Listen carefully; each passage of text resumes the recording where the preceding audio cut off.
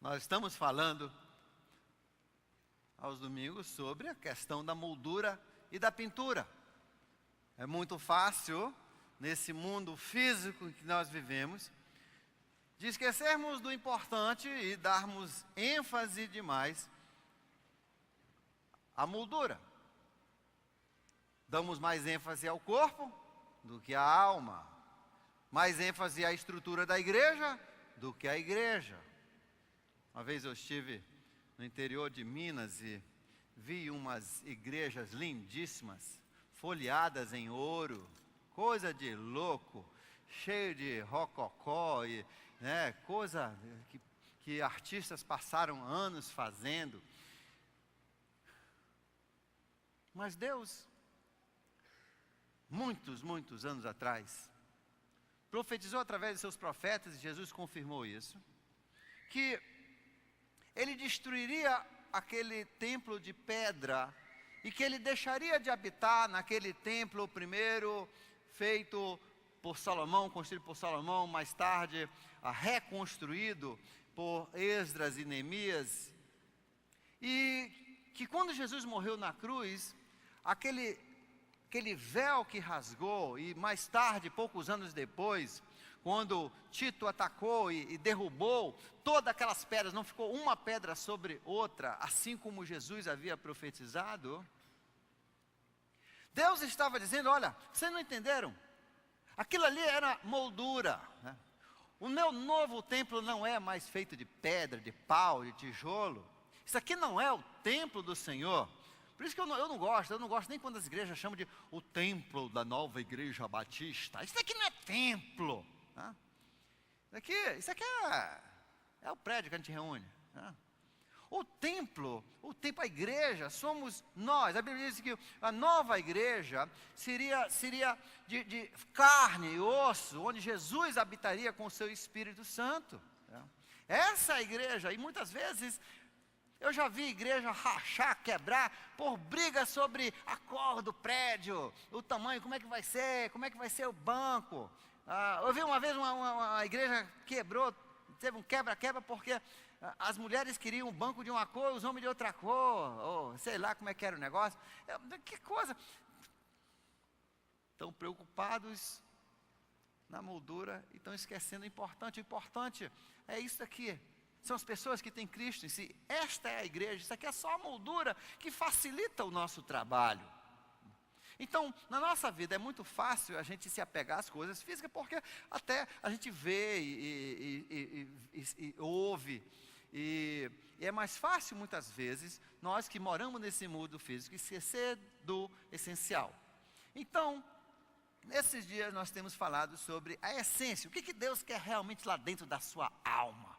Quando Deus olha lá dentro de você, e Ele não olha, eu me lembro uma vez, uma professora minha que era crente, uma professora de português da UFAM, da Universidade do Amazonas, ela perguntou, ela disse: outro dia eu estava pensando, pastor, será que é pecado a gente cantar no banheiro?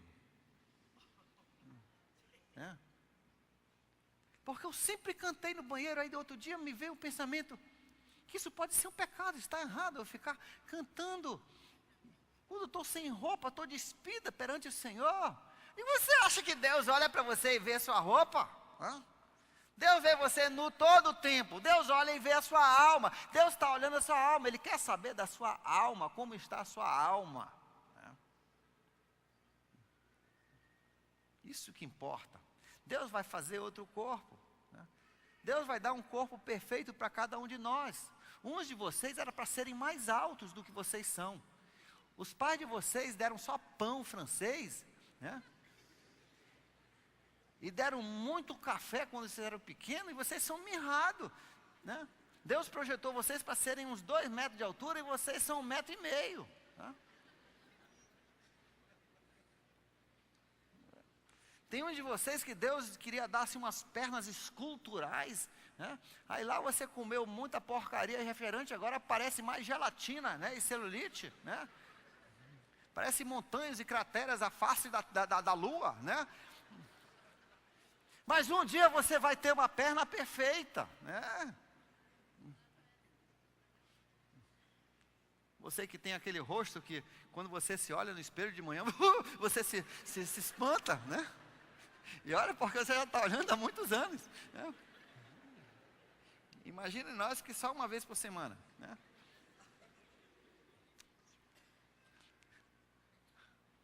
Um dia você vai ter o rosto mais lindo do universo. Pessoas vão perguntar, por que você não concorreu para Miss, para Mister? Então, isso não importa. Agora, se você receber o corpo de acordo com a sua alma, tem gente aqui que está lascado. Já pensou se você recebe um corpo conforme você merece, conforme a sua alma, conforme a sua alma é bonita? Porque Deus diz, Ele diz para a mulher, por exemplo, quando Deus vê uma mulher mansa e tranquila, isso é difícil, uma mulher mansa e tranquila. Isso é uma raridade, né? Só perguntar dos homens casados, né? Isso é uma raridade. Deus diz, isso é lindo. Como é tão lindo, né? Quando Deus vê uma mulher mansa e tranquila, né?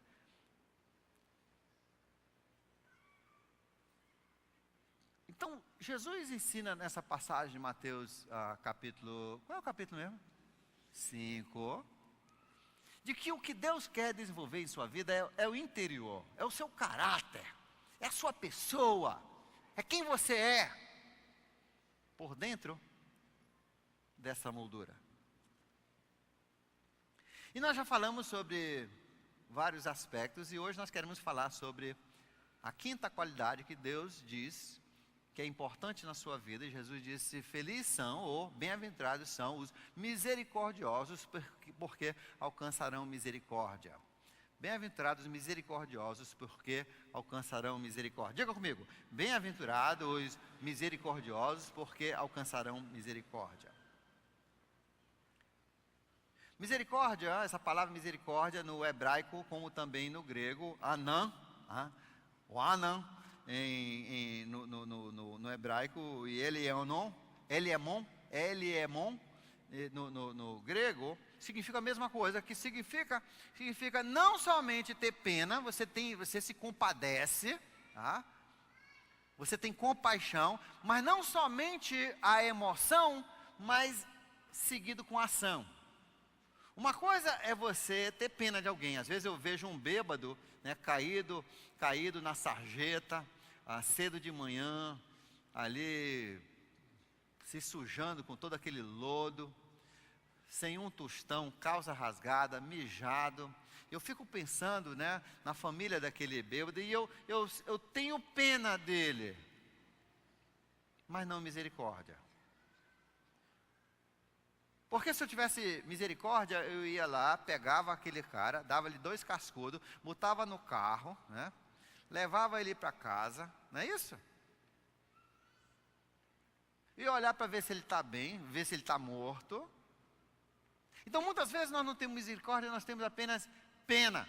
E pena não é misericórdia. Deus diz, bem-aventurados os misericordiosos, porque alcançarão misericórdia. E nós temos que desenvolver isso aí.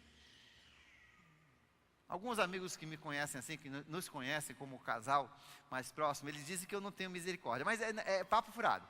Eu sou um cara muito misericordioso, né? Mas porque algumas coisas aconteceram, né, e o pessoal me taxou dessa forma. Terrível. É porque, por exemplo, uma vez o meu cachorro estava doente. Eu entendo o cachorro, tem hora que você tem que pegar o cachorro, você tem que trancar ele numa salinha para ele ficar separado dos outros. Aí ele descansa, sem aquele agito, e ele melhora, né? Se dá uma injeção para ele dormir, assim, umas 24 horas, aí quando ele acorda, ele já deixou de vomitar, ele está melhor, já está com fome, entendeu? Aí o pessoal começou a dizer que eu faço isso com a minha esposa, que quando ela está doente, eu boto ela lá na casinha, aí eu tranco e deixo ela lá, para ficar boa. Porque uma vez ela estava com dengue. Quantos já tiveram dengue aqui? Dengue é horrível, né? E ela estava assim com aquela dengue dos 7 dias, né? Aquela dengue bem pesada, né? Ela estava...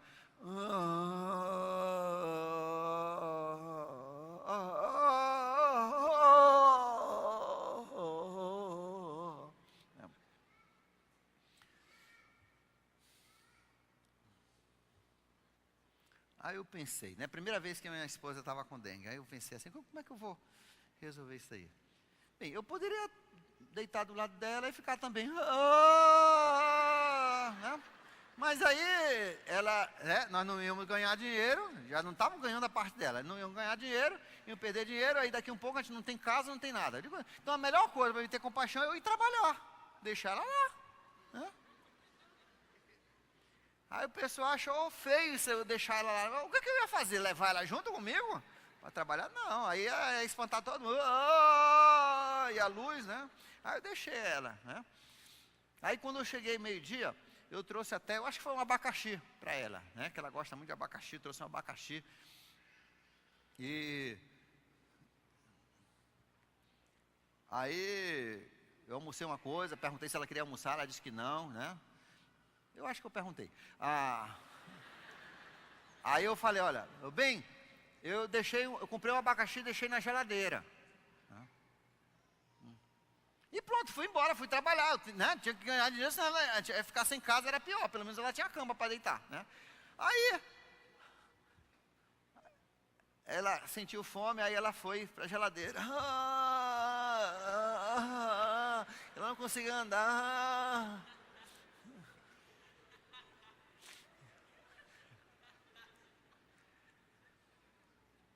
Aí ela conseguiu abrir a geladeira, abriu a geladeira. Aí estava lá o abacaxi olhando ela, todo inteiro com a coroa e tudo, né?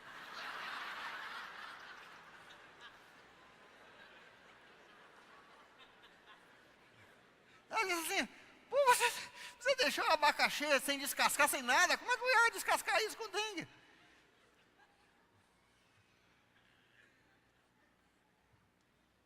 Eu sou homem. Homem não pensa nessas coisas, né? Além disso, eu acho que eu li uma reportagem que se você tirar a casca do abacaxi ou de qualquer fruta, quando você corta com 5 minutos não tem mais vitamina C, né?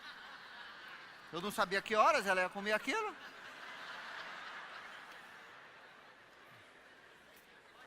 Aí a partir de lá me taxaram, disse que eu não tenho misericórdia, né? Mas não é verdade. Deus está me transformando, né? Bem-aventurados os misericordiosos, porque alcançarão misericórdia. Tomara que não fique doente, que eu estou lascado.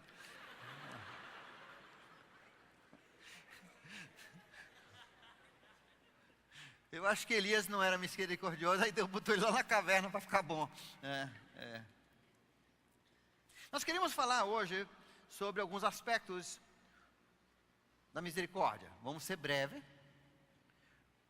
O Salmo da Misericórdia, quase todas essas qualidades têm um salmo ou um capítulo da Bíblia que fala sobre o mesmo assunto. E Jesus só amplia, ou vice-versa. Salmo 41.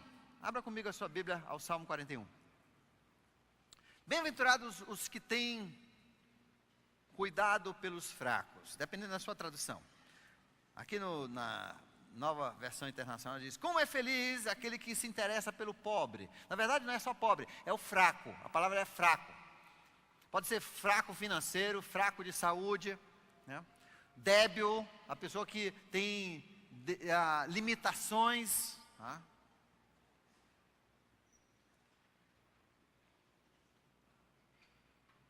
Nós temos crianças na nossa escola dominical.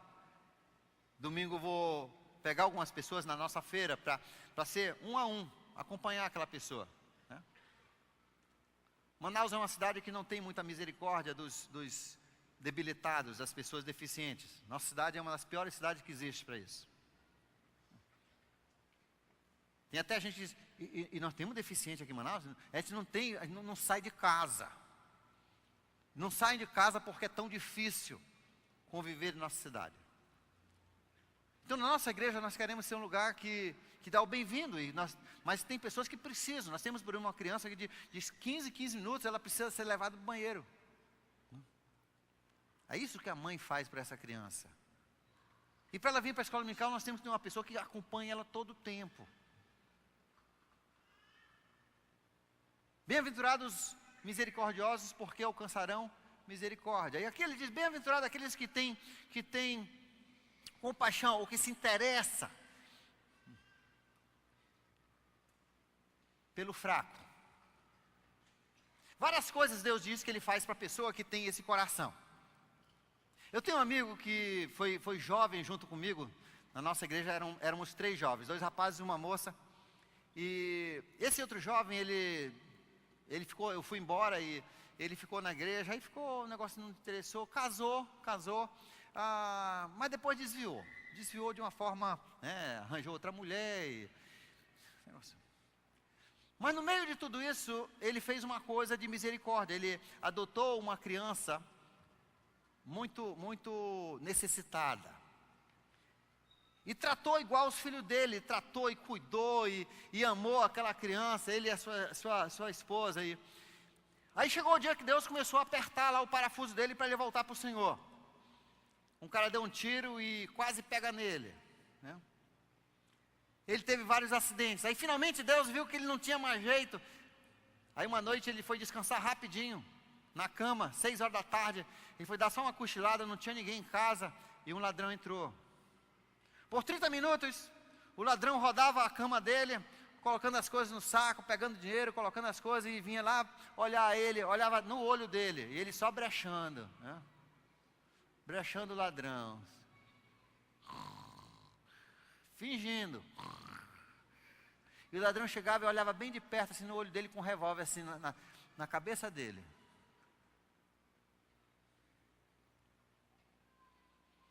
Isso é hora de arrependimento, não é não? Esse cara orou feito um louco, né? E naquela noite ele consertou a vida dele, e hoje ele serve a Deus fielmente. Mas ele chegou comigo e veio confessar isso logo que aconteceu. Ele disse: olha, Davi, Deus poupou minha vida por um motivo, eu tenho certeza. Salmo 41, Deus teve compaixão de mim. E deixa eu ler essas coisas, são interessantes. Aquele que se interessa pelo necessitado, aquele que tem compaixão, que ajuda o necessitado, Deus o livrará no seu tempo de adversidade. Ou seja, Deus vai te livrar também no seu momento de problemas.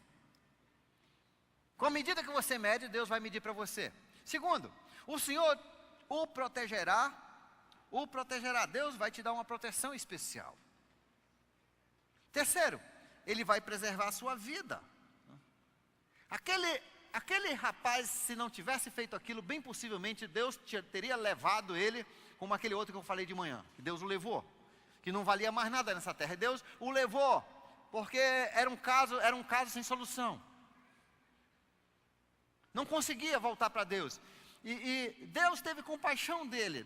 Deus preservou a vida dele por causa disso. No verso 2, na segunda parte, ele diz: e ele o fará feliz na terra. Ele o abençoará na terra. Deus abençoa financeiramente. Deus abençoa com o quê? Para aquelas pessoas que usam do seu com quê, da sua vida, da sua disposição, para servirem outras pessoas mal afortunadas. Pessoas que acontecem essas coisas. Essas pessoas que débeis, pessoas pobres, pessoas doentes. Deus não entregará este ao desejo dos seus inimigos, ou seja, os inimigos não terão vitória sobre ele. Deus o susterá na sua cama de enfermidade. Deus vai ajudar a recuperação dessa pessoa. Deus está em busca de pessoas misericordiosas, porque o mundo está cheio de vítimas por causa do pecado e da violência e tudo que o pecado trouxe para o mundo. E finalmente ele diz: e ele o restaurará da doença. Isso aí são algumas bênçãos que Deus promete para a pessoa misericordiosa. Só isso daí já deve querer fazer com que nós sejamos misericordiosos. Agora, veja só. Então, o primeiro aspecto é que nós precisamos ter compaixão e tomar medidas para favorecer aquela pessoa que tem dificuldades, ou seja, mais pobre ou doente, ou deficiente. Se Deus tem nos dado mais, nós pegamos um pouco daquilo e nós usamos para tirar um pouco da dor, para facilitar um pouco a vida daquela pessoa, para ajudar aquela pessoa. Segundo, Deus nos fala em Tiago, principalmente, de que também nesse conceito de misericórdia entra a questão de preconceito. Deus odeia preconceito. Existem muitos tipos de preconceito. Existe o preconceito de raça, de cor, né? Existe preconceito de nível social. Tem rico que não fala com pobre e tem pobre que não fala com rico, né? Existem muitos preconceitos.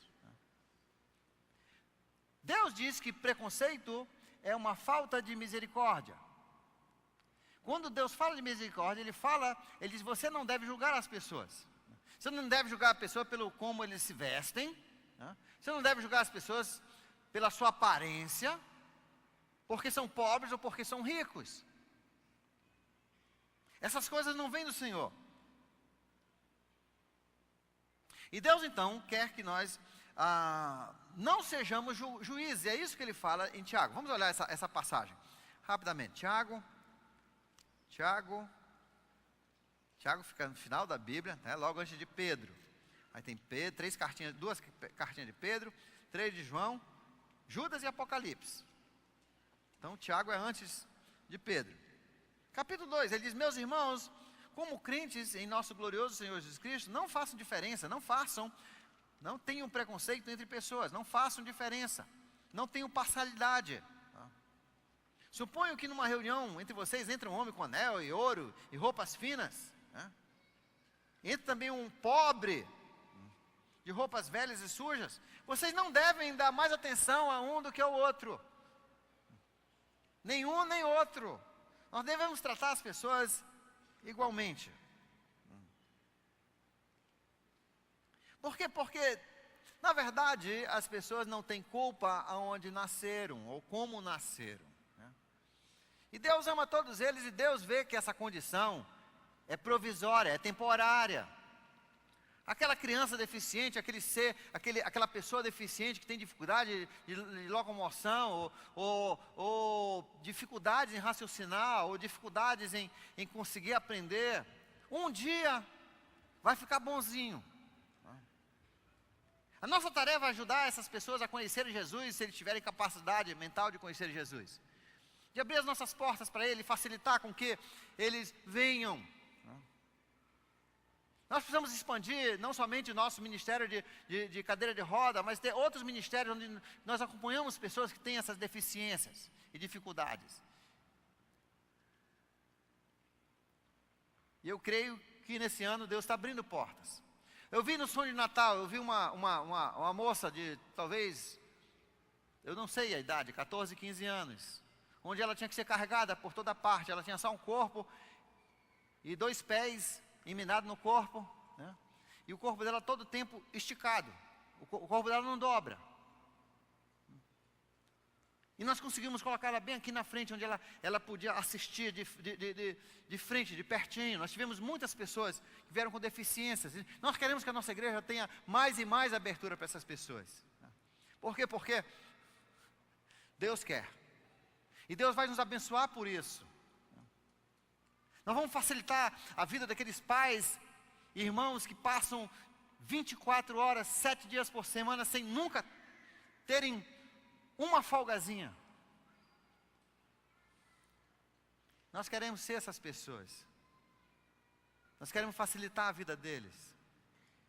E que você seja, como Jesus disse em Lucas capítulo 6, verso 36, seja misericordioso como teu Pai é misericordioso. Nós precisamos imitar isso do Senhor. E parte dessa misericórdia é nós não julgarmos as pessoas diferentes. Capítulo 4, verso 11. Em Tiago, de novo, Tiago. Por que eu tirei meu dedo? É tão difícil achar esse livro. Estou chegando. Capítulo 4, verso 11. Diz, olha, irmãos, não falem mal uns dos outros. Não falem mal uns dos outros. Quantos aqui falaram mal de alguém essa semana?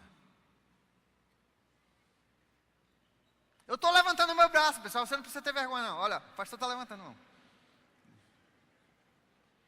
Eu não me lembro nem de quem foi, mas eu tenho certeza que eu falei mal de alguém.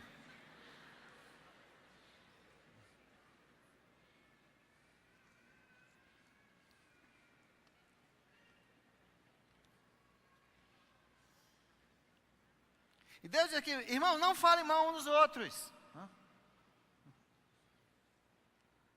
Porque quem fala contra o seu irmão, ou julga o seu irmão, fala contra a lei e julga. Eu tenho 2 pastores aqui na igreja que eu tiro o chapéu para eles. Olha, eu tiro o chapéu. Eu não vou dizer que os outros são pior, mas esses 2 assim, me chamam a atenção. Um é o pastor Leandro, né? E um é o pastor Carlos. Os outros eu estou conhecendo ainda, estou vendo como é que eles são, né? Esses 2 já trabalham um bom tempo, já conheço há muito tempo. Mas olha, às vezes até quando eu puxo o assunto para ver se eles falam mal, não falo mal, não falo mal, né? E às vezes eu volto e digo, puxa vida aí, e eu não falei mal, mas não falei bem.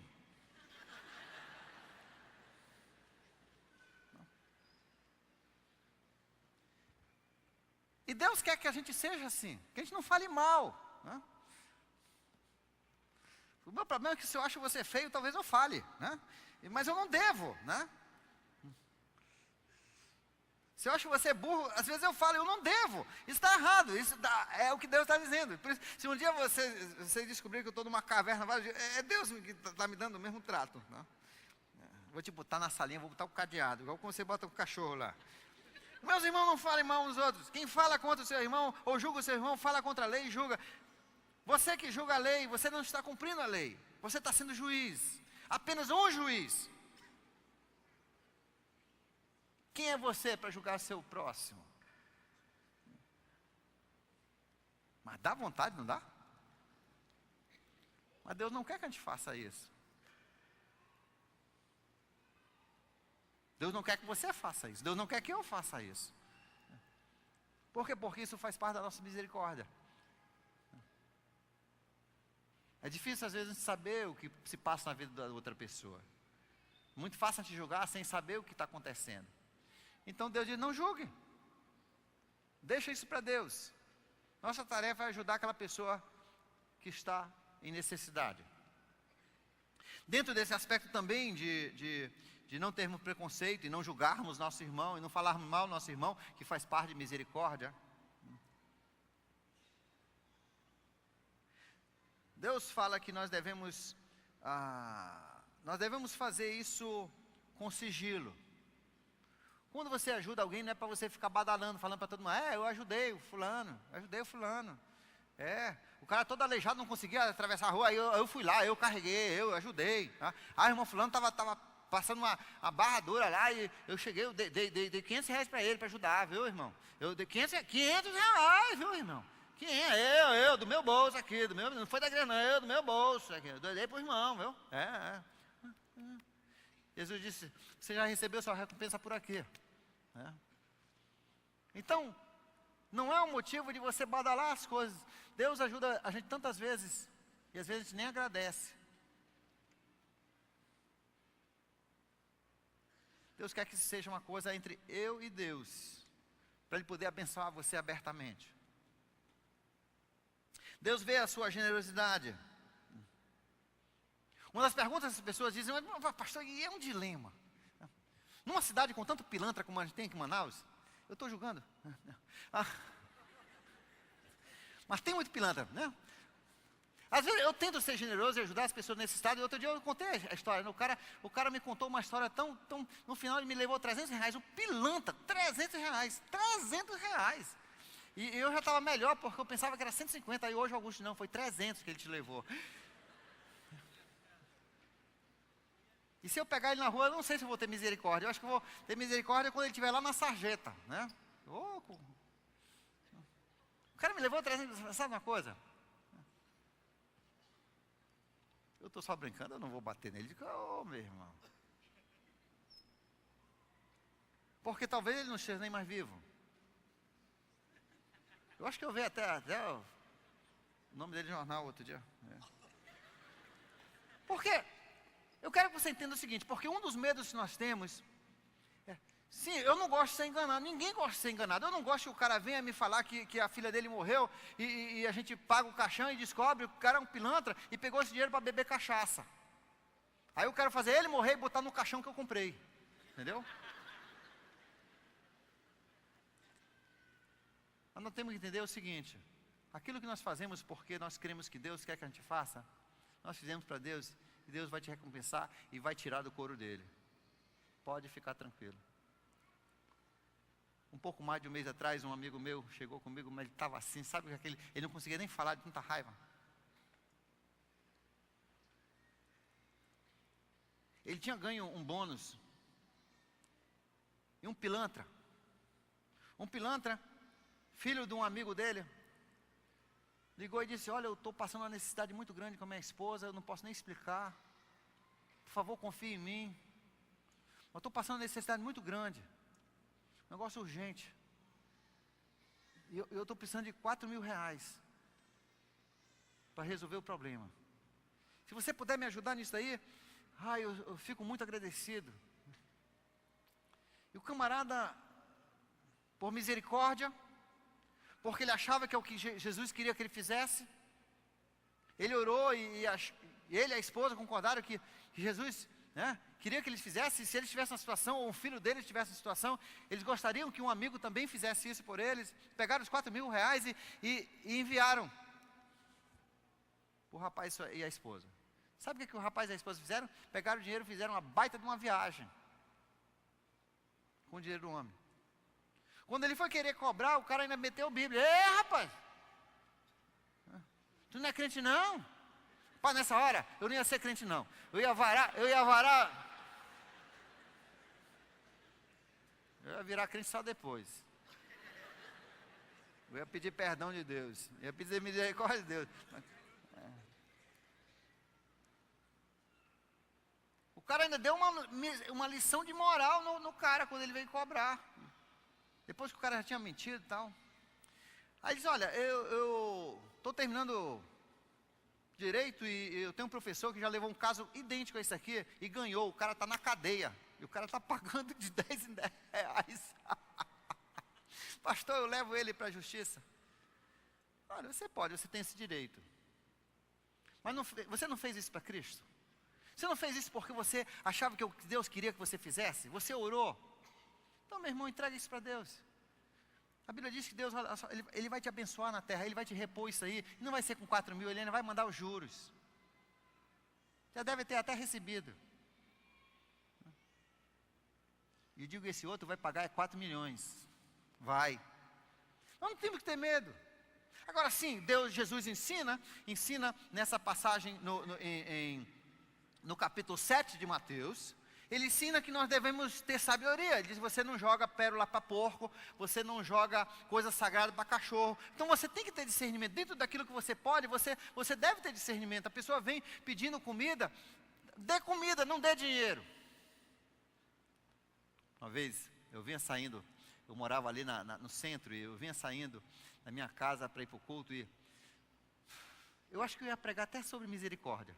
Aí lá aparece um cara, eu acho que era bêbado, né?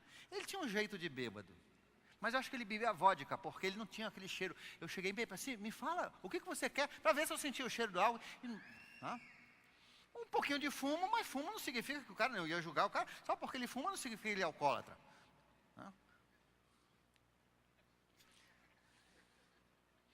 Aí ele disse: não, que a família dele estava passando necessidade, ele precisava só do dinheirinho, papai. Eu não sei se era para remédio, para comida, eu acho que era comida. Aí, puxa vida,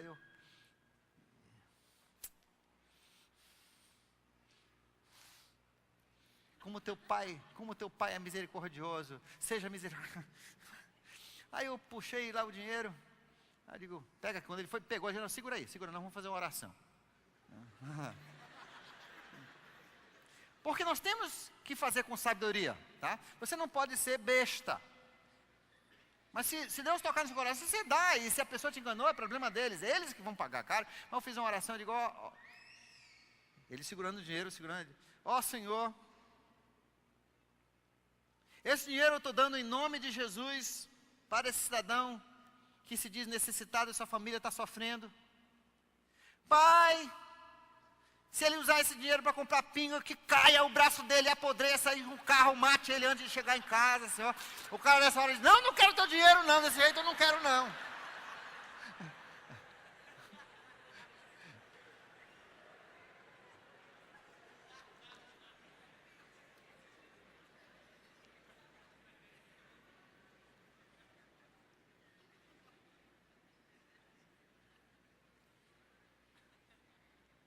Desse eu me safei, mas dos 300 reais,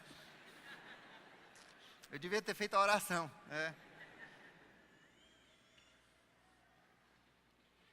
Nós não temos que nos preocupar.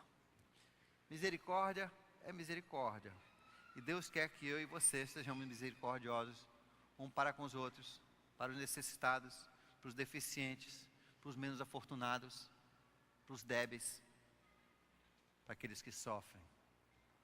Essa é a vontade de Deus.